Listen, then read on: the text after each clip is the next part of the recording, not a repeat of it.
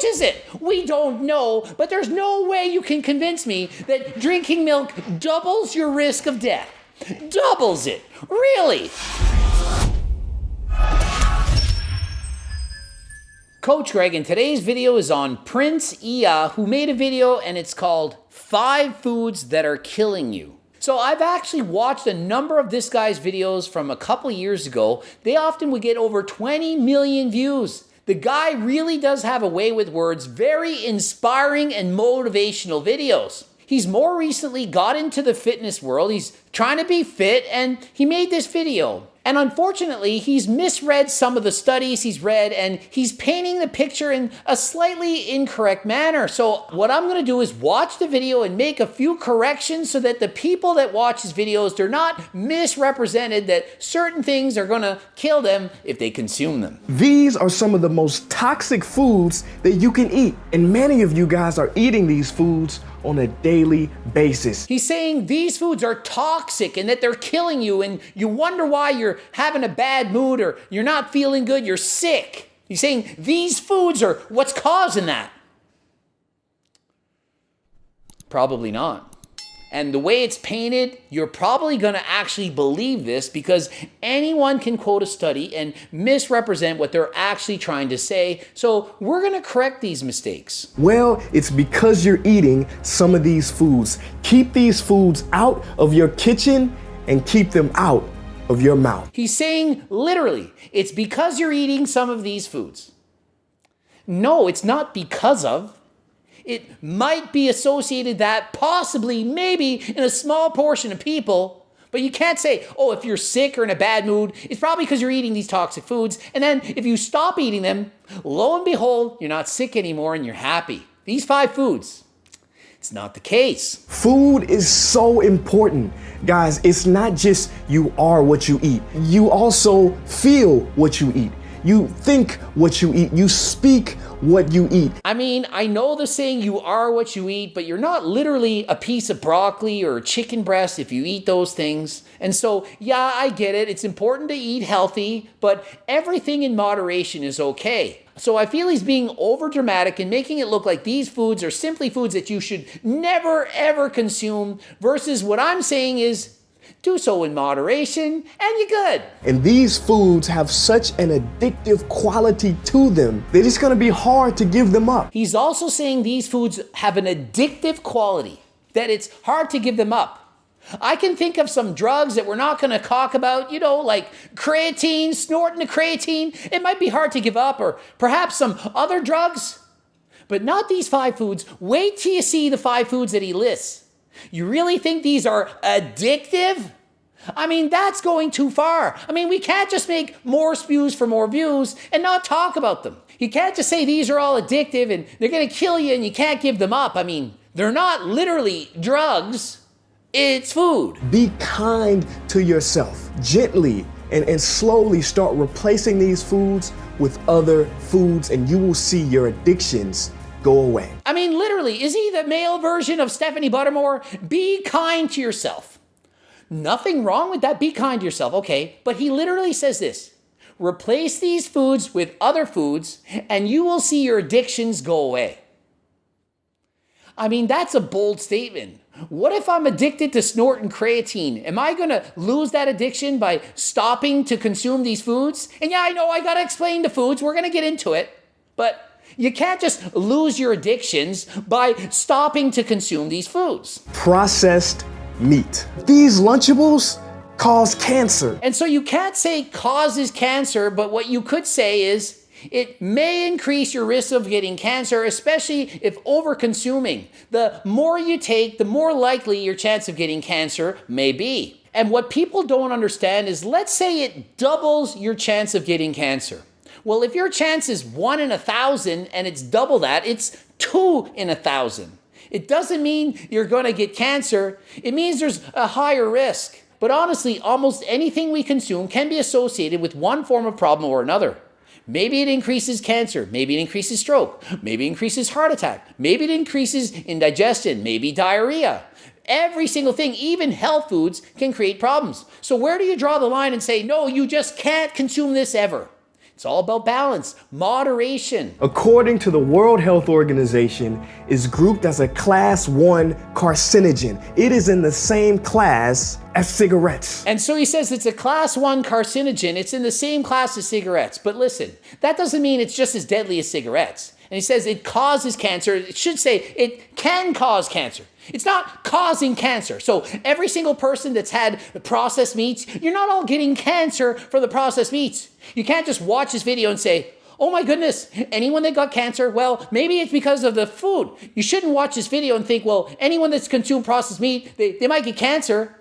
That's going too far. Diet soda. See, not only is diet soda linked to cancer. So not only is diet soda linked to cancer, it's not linked to cancer. But the more you drink, the more weight you gain. It in fact is the exact opposite. And I've done a video on this, and I've shown that in other studies, it shows that people who consume diet pop not only lose more weight, they're more likely to keep it off. So it's in fact the exact opposite. Now I know what you're thinking. Diet soda, no. It's better than regular soda, right? Wrong. And so he says, yeah, I know what you think. Diet soda, it's better than regular soda. He says, no, it's not. Regular soda is better. Because you're going to gain weight and get cancer from diet pop? Studies do not show this. They do not. It's a myth. I'm not the only one that said this. Even Abby Sharp and BioLane Wayne Norton also have said this because they've read studies that show it's not causing cancer. They've literally set limits. It's about 38 to 55 cans a day that you need to consume for multiple decades to ever potentially cause a problem. And guess what? To gain weight, you need to be in a calorie surplus.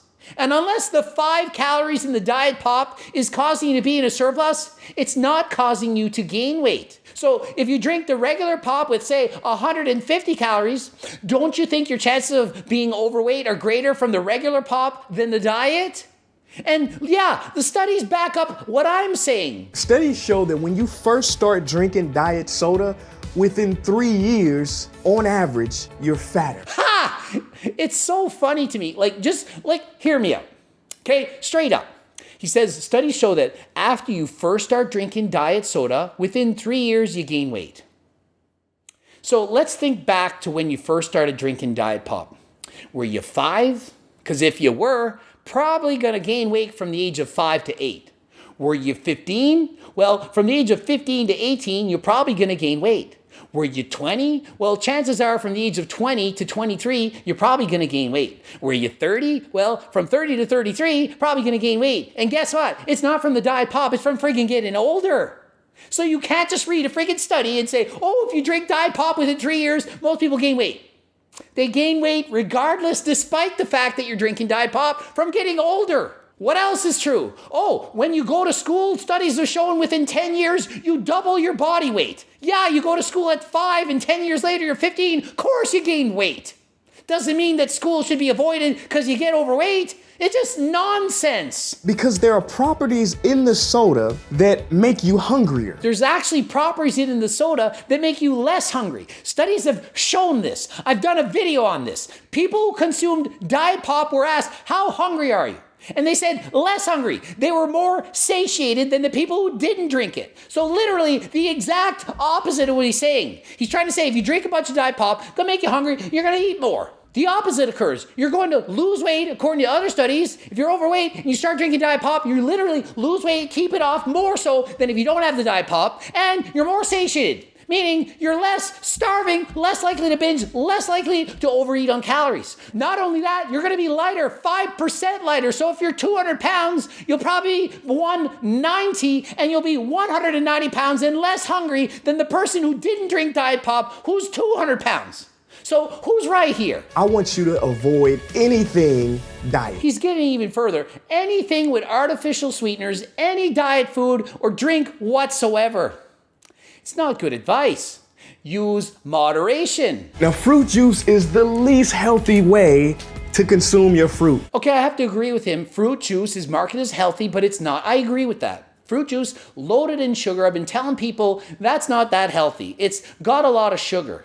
but it's not killing you. It's not deadly. You shouldn't avoid it at all costs. However, if you're overweight and you stop drinking fruit juice in exchange for water or diet pop, heaven forbid, you will in fact be losing weight because you'll be in a deficit. And a deficit is how you lose weight. Calories in, calories out. Everybody knows this. So the sugar goes directly to your bloodstream. And we know sugar is cancer's favorite food. Do you really think that sugar is inherently bad for all people, that we shouldn't consume sugar?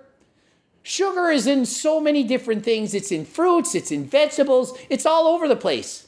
It's just, if you're over consuming sugar, especially when it's highly palatable, mixed with fat and sugar together like Haagen-Dazs ice cream, that's when it's a problem, especially if it leads to obesity. We all know obesity isn't healthy. So if consuming more sugar is causing you to be obese, then don't consume more sugar. But if you're at a healthy weight, you're doing exercise, you're doing your cardio, you can in fact have sugar. It's not going to cause cancer. Sugar truly is the new tobacco. So he's saying sugar is the new tobacco because 40% of healthcare costs are associated with sugar.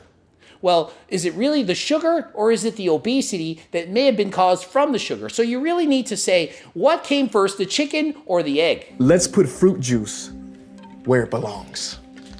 Let's put his friend soda in there too. Shouldn't regular pop have made the list? If he's saying that you need to avoid fruit juice because of the sugar, shouldn't he also be saying you should avoid pop, regular pop, because of the sugar?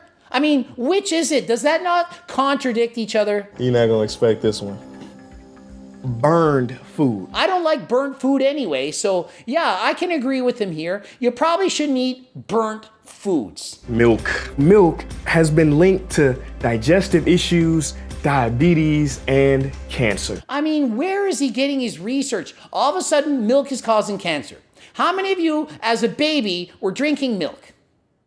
Every freaking one of us was drinking milk as a baby, but now, oh, it causes cancer and diabetes. Yet everyone starts life with milk. Breast milk or bottle-fed milk, we're drinking milk. And so all of a sudden, as adults, it's no longer safe to drink milk. So what is there, some magic period from the age of 1 day to 12 months that you can drink milk, and every day after that it's dangerous, it's causing cancer and diabetes? Got milk commercials where they got all those celebrities to have a milk mustache, and they told you that, you were calcium deficient, and if you didn't drink milk, you would have weakened bones. So many people don't get enough calcium, and guess what's loaded in calcium? Milk. So if you take milk away from people, it might be the one thing where they're getting their calcium. And then guess what happens? Osteoporosis. Is that not a problem? So you think that you can just remove one thing because it may cause this problem, but if you remove that white item, you get another problem. He's saying don't consume milk, but he doesn't say anything about Ben & Jerry's or Haagen-Dazs ice cream. So milk is worse for us than Ben & Jerry's or Haagen-Dazs ice cream, which clearly is loaded in calories, tons of sugar, which he says isn't good for us, and clearly is making it easy to eat at a surplus, which can lead to obesity. And we all know that obesity is linked to cancer and other problems. So what is more important, to avoid milk or to get in your calcium? Because if you take one away, you make it harder to do the other. 3 glasses of milk a day is associated with twice the risk of death. Milk causes twice the chance of death, and taking it away, maybe it causes 3 times the chance of death. Which is it? We don't know, but there's no way you can convince me that drinking milk doubles your risk of death. Doubles it. Really? Milk does not give you any nutrients that you can't find elsewhere. It's not good logic.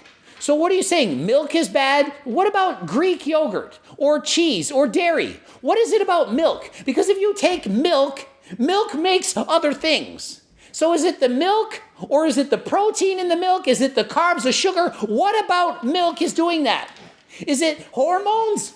Please give us some actual scientific data that supports the fact that milk is doubling our chances of death. Eat food with ingredients that you can pronounce. Eat food that rots. If you do those 2 things, then you will be healthier than 90% of the world. So you're trying to tell me there's a study somewhere that says that if you do those 2 things, that there's a correlation somehow that you're healthier than 90% of people? Really? And how do they quantify that? Do they get people to actually read all the ingredients and see if they pronounce it correctly? Who's the English teacher, the linguist that's deciding if you're pronouncing it properly? I mean, to me, this is just over the top. So here's my opinion. This guy, he does great videos, but he doesn't understand a lot about health and nutrition. He just more recently started doing this, and he's making videos because he has 6 million followers, and people are going to believe him because, well, he's a celebrity. But just because you're a famous person, have a great following on YouTube, doesn't mean you're putting out accurate information. So before you believe this, please do your own research and realize that it's all about moderation. It's all about having balance. If you start worrying about every single food that you put in your mouth, you might develop something called orthorexia. It's not good. And listen, everything you do in your life has risk. One of the greatest risks in my life is bike riding outside. I could get in an accident. I could get hit by a car. It's dangerous. So should I stop bike riding? Well, if I stop doing cardiovascular exercise, that could make me overweight because I'm not burning off any calories and I'm not exercising the heart, and that could lead to an early death from cardiovascular disease. Live your life, have balance, don't overly be fixated on these minor problems of every single food or activity that you do. Ending it here. Don't forget to click the link in the description. I have Harder Than Last Time supplements and cookbooks, as well as coaching plans for me and my team. And if you want to be an affiliate and help promote Harder Than Last Time supplements, please click the link in the description. Be part of the team. We will pay you to promote our products. And until next time, I am out.